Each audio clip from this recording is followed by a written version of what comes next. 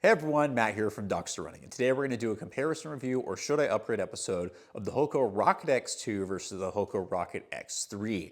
Now, this is the standard inline super racing shoe within the Hoka lineup. It's actually now meant, in the newest version, to be the more stable shoe compared to the more premium, a little bit bouncier, but not in my opinion, a little more aggressive Hoka Cielo X1 version 2.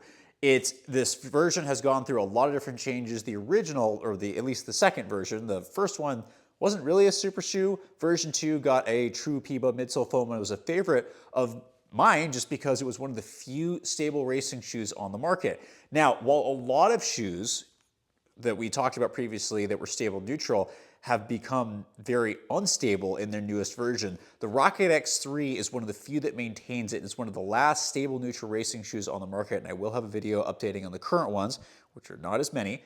But the Rocket X3 changes a lot of things. It's been almost completely redone, but there's a lot of similarities and there's some similar feels while still being lighter, a little more aggressive, but still being stable. And so, of course, the question is going to be, hey, if it's some similarities, should I upgrade to the new one? Is it really worth it? Or should I get the old one on sale? Although most of the places online I'm seeing are actually listing these for the same price. So which one may work better for you? Let's talk about that. So we're going to talk about specs first in my men's size 10. So Rocket X2 is coming in at 228 grams, or about 8.1 ounces. And the new version, despite having a higher stack height that we'll talk about in a little bit, the Rocket X3 comes in at 224 grams in my size 10, or about 7.9 ounces. So a little bit lighter over here, despite the fact there is an increased stack height. So version 2, depending on who you ask, 36, 37 millimeters in the heel, 31 in the forefoot for a 5-6 millimeter drop, and it felt way lower than that. Version 3 comes in at 40 millimeters in the heel and 33 in the forefoot for right now 7 millimeter drop. So increased stack height, 2 millimeters, about 3 to 4 in the rear foot, but taller, but doesn't actually feel like that. And one of the nice things is, while it still feels like a low drop shoe, if you told me this was a 4 millimeter drop shoe, I would believe you, but it doesn't feel as aggressive as version 2. So version 2, it's fast, but it's not as aggressive in the fact that it felt like in version 2 I was going over a speed bump in the forefoot. It felt like I was sitting in a negative drop shoe, but the most responsive part of this shoe was the rear foot. To really engage this, I had to get on the rear foot, bounce through here, because landing on the forefoot, because it was really stiff and that speed bump feeling, it didn't feel as fast getting up front. Whereas version 3 feels very much the opposite. It actually feels, again, not the speed bump feeling, but still a lower drop, and it feels great actually to get up on your forefoot. And part of the reason why I expect is version 2, full-length PIBA foam. Version 3, supposedly 2 different PIBA foams in here that are supposed to be similar, but whatever this is, and Andrew and I talked about this on our recent podcast, or a podcast is going to come out depending on when you see each one of these, the forefoot PIBA feels way firmer and way more responsive. You don't have that same speed bump feeling in version 2, but it feels really good to run fast and get up on your toes in this version. Still a good bouncy heel, a little bit firmer overall than this version. Still obviously the PIBA soft bouncy midsole, but a little firmer, a little bit snappier in version 3 compared to the softer version 2. So I personally really like version 3 a lot better.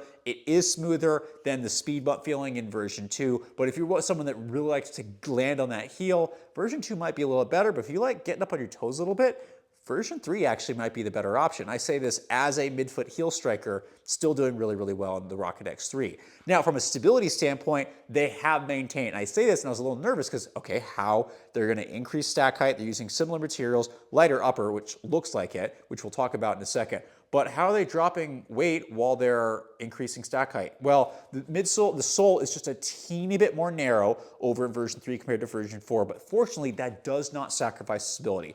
All the things that I really like that created a stable neutral ride in version 2 continues into version 3. Now, it's still got the not narrow midfoot, which thank you Hoka for doing that, because not a lot of companies do that, doing these big cutouts that make it bias one direction. You don't have those cutouts in either version.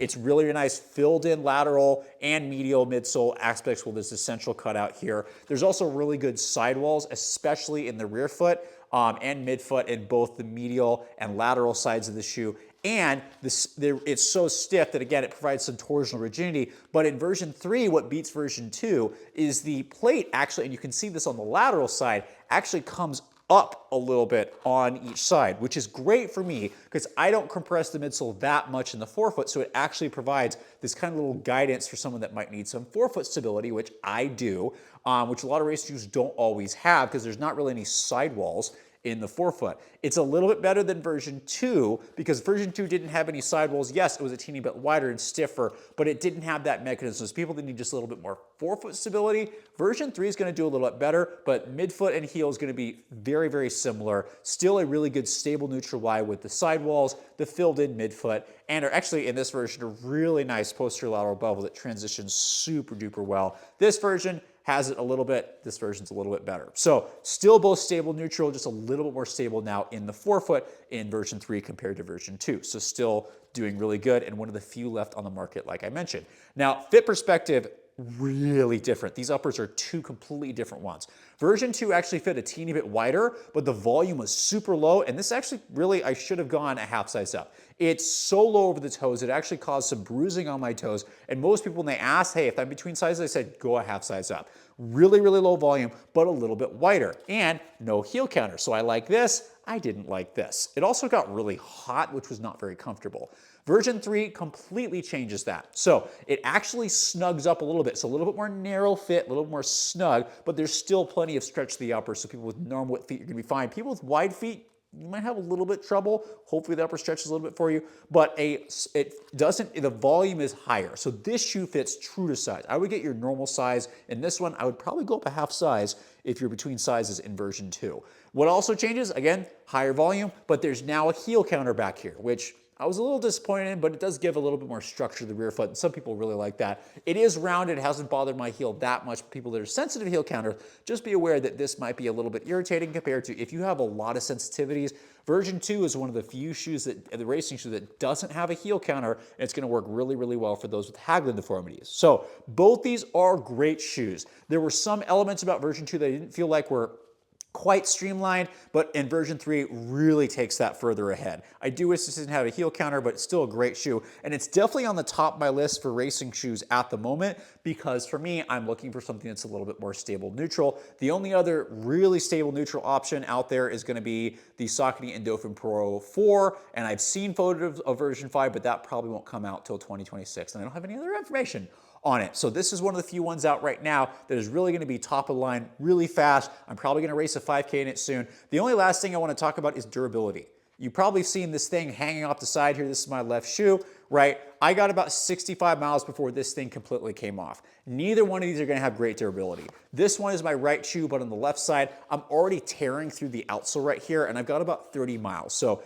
outsole durability is probably not gonna be the best, but if you're light on your feet, the midsole will last forever. So durability, not the greatest, but offsets it by being better upper in this version in terms of a little bit more true to size. If you want a little lower volume, want a little bit more bouncier heel, version 2 is gonna be the better option, but if you want stable shoes, either one of these is gonna work for you. So as always, hope that was helpful. This is a little different take, because I'm one of the few people that needs stability on the market. And I really hope we don't see any more losses of super racing stable neutral shoes. Maybe we see some additions, maybe we don't. You know, Andrew and I had some great conversation about this, but hope as always this is helpful, because we do this to try to help you out and try to educate you. We're not influencers, we're educators. I don't really care if you don't buy these shoes. If you just learn something from this, that's what we really want. I want you to learn, feel better, run better, and not have to worry about too much of these things, and learn what works best for you.